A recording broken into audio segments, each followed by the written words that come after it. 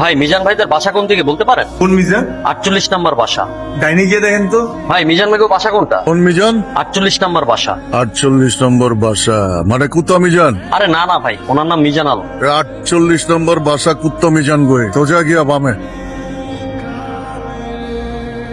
আসসালামাইকুম। ওয়ালাইকুম আসসালাম। কি রে, পৌঁছাইছস? না আম্মা, পৌঁছামু কেমনে? ওই লোকটা তো মিজান নামে কেউ চিনেই না, সবাই ওরে কুত্তা মিজান নামে চিনে। কুত্তা মিজান নামে ব্যাপক ফেম আছে। বলুস কি? কুত্তা মিজান? তুমি বুঝতে পারছো, তুমি কোরআনের সম্বন্ধ ঠিক করছো। এই লোকের লগে যদি আমার আপুর বিয়ে হয়, দেখা যাবে যে আমার আপু আইটে যেতেছে, লোকে কইবে যে কুত্তা মিজানের বউ যাইতেছে। এটা আমি সহ্য করতে পারবো? এইটা তো আমরা জানতাম না। তারে মানুষ কুত্তা মিজান বলে? আমা তুমি এই বে ক্যান্সেল করো, আমি ওদিকে যাইতে পারবো না। আমি আয় পড়তেছি বাসে।